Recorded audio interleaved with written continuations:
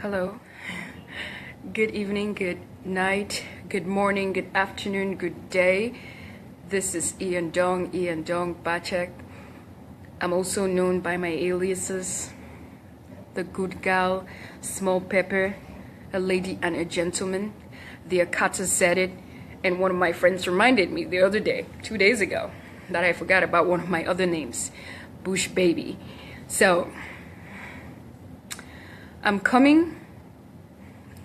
Hi, Sarah. I'm coming to you guys live. Mostly this message is for the African presidents. My president, President Paul Biya. I know when people call your name, everybody's like scared, walking on eggshells, blah, blah, blah, and all this other stuff. But I'm not here to ambush you or make you feel any kind of way, because the obvious is pretty much known. What I'm here to do today is tell you a little bit about the next generation of Africans and the next generation of Cameroonians like myself. Some of us have not forgotten where we came from, and we would like the opportunity to come back home and to be safe and to help our economy stabilize. But at this point in time, I speak for myself. I can speak for all the other young African generations out there or people out there. I speak for myself because they have not chosen me to be their leader. But I do know, with interacting with them on a daily basis, this is how they also feel. We feel that you have not made it, you've not given us the opportunity to be able to come back home and give back. I don't know if you know, you probably do know. A lot of us are outside of Cameroon and outside of other African countries, and we're doing very well outside of the country. We are talented, we're intelligent, we have a lot of potential. And if we can make it in other people's countries, what more of ours? The problem is, you are making it difficult for us to come out, to come back home, to create jobs for our people, to give back in any kind of way, because we do. There's a lot of us that do, but we are scared. We are scared of our safety and the safety of the children that we'll create. But let me tell you a little bit about me so you understand where I'm coming from. I was one of those children who were born outside of Cameroon, but I came to Cameroon when I was quite young. Very, very young. I arrived at Cameroon with an American accent, so I struggled a little bit to blending into the culture. But I learned a lot of things, and the person that I am today is as a result of the blood and sweat of all Cameroonians. When I came to Cameroon, I came with my father, a young man who also had a lot of potential, because a lot of people think that I started becoming unapologetically African when I got back to America, but I was brought up to be unapologetically African, because this is what my father is. My father was also very brilliant. I can't measure up to his intelligence. All of his report cards said 98, 99, 100. So he held me up to very high standards. But he had the opportunity. He came here for college, him and my mom, and they had me here, and he took me back when he was done with school.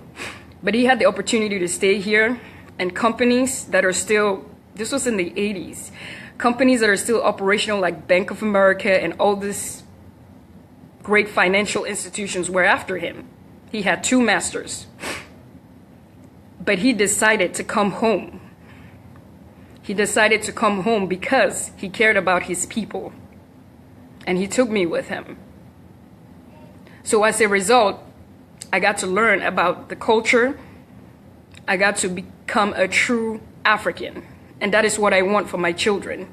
No matter how long we stay outside of Africa, our children need to be able to experience it for themselves.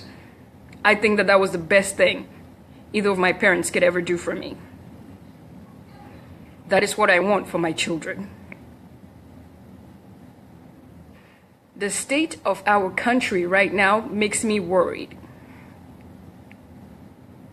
It makes me worried, and I can't even talk about it without crying.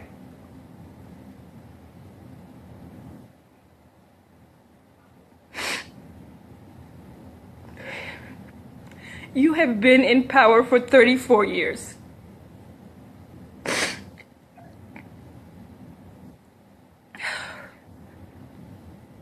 And I am 33 years old. Technically, I am your daughter. All that has been done in the past is in the past.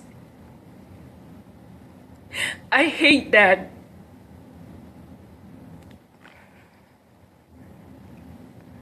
What I hold so dear in my heart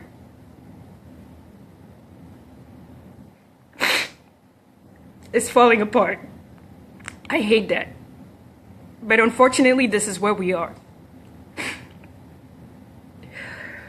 Whether or not we stay together or we separate, the message that I have for you together today is going to be relevant. Either way.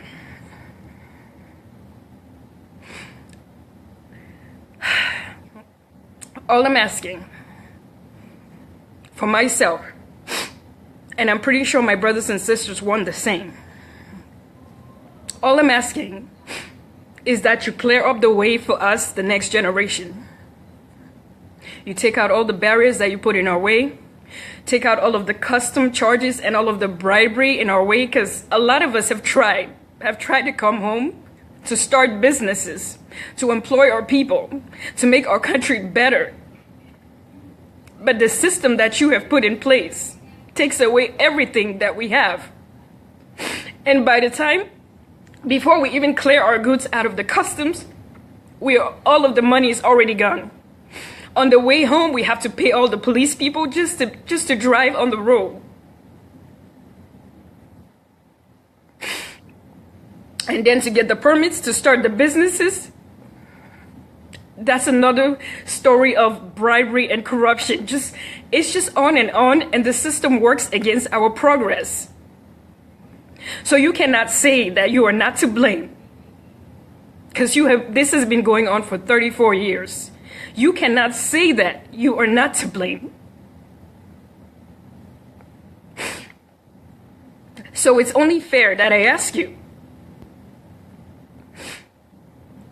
sooner or later, you are going to die, because that is a natural course in life. All I'm asking is that for the time that you have left, you can still show us that you care. You can still show us, the next generation, that you care. You can set up our society, even if it's the last thing you do, so that we can carry on and be able to have stability in our future. You can do that. All that has happened in the past doesn't matter. What matters today is what you do from this point on. Because right now, I'm working on starting a project of building a home for myself back home, and I'm paranoid. I am extremely paranoid of my safety when I'm back home. I'm extremely paranoid of all of the money that I have to spend just so I could have a home of my own back home. And to be honest, I have been searching for land in other countries. I've been in contact with people in Equatorial Guinea, in Nigeria, in Gabon, and I'm working on Ivory Coast. And it's sad. It's sad that I don't have peace of mind to come home and be with my people and give back. So you cannot say that you are not to blame. You cannot say that. Because you are the protector of the people. You are the president. And it is not right in any way that I will be running away from you because you are supposed to protect me. It is not right. There's a lot of us who have a lot of potential, who are outside, who would love to come back. But when we think about all the hell we have to go through My brothers and sisters say they're not coming back. To a certain extent, I understand why. But I want to come back. And there's others like me who want to come back. Because we're better. We're better than staying in other people's countries and letting our own rot. We're better than that. The way that you have set up our economy, you have a hold on everything. And it is not working because you are starting to lose your mind. You have to control every single thing, have an eye on every single thing. That is why things are not working. You have a lot of able bodies like myself. Many of us that you can use our potential to make our country better. But yet, you refuse to look at us. You refuse to look our way. And I just don't understand why. Cameroon is not going to be better just from your effort alone. You need the people, especially the next generation, to help you help all of us. You need us as much as we need you. So regardless of if we separate or if we stay together, this is true. And this is going to be true for every African country that is out there. You have to let us come home. You have to make it easy for us to come home because we can help. We can help. Stop using the police against us. Stop using the military against us. Stop using the government against us. Help us help you and help us help everybody else. You can't do it on your own. This dictatorship era has not been working for us. That's why we cannot grow. It has not been working for us. Why don't you just let us help you? Why don't you just let us help you? I'm going to call you Uncle President Paul Biya because you are my elder. Why won't you let us help you, Uncle? I don't understand because I see you are under a lot of stress and you're losing it. You have been losing it. Just let us help you. Guarantee our safety. I mean, if I were you, I would invite all of us back home. I would make it open. I would send an open invitation that nobody would harm us. Let us come home, and there will be nothing should stand in our way. You need to crack down on these custom officers. You need to crack down on this government and these police officers. You need to help us, help our people. It's not that you don't have the resources. We do. So why don't you just let us be able to use it so that we can all be better? Because I am ashamed. I am ashamed because when I look at Ghana and when I look at Nigeria and when I look at all these other countries, they're doing well. Ours, we're not doing well and we could do so much better. And I am ashamed that this is where we are. I'm ashamed and I am sad and I am deeply. I just hope that you listen to what it is that I have to say. I'm not here to beat you down on everything else that has been going on. That's not what I'm here for. I'm here for the future. I'm here for the future of Cameroonians and I'm here for the future of Africa. I just want all of you, all of the presidents to really start thinking of giving us. You have to start passing down the torch. You have to start passing down the torch because sooner or later you're going to die. So why don't you just open up the way for us? That's all we're asking. Just open up the way for us so that we can be able to take things to the next level.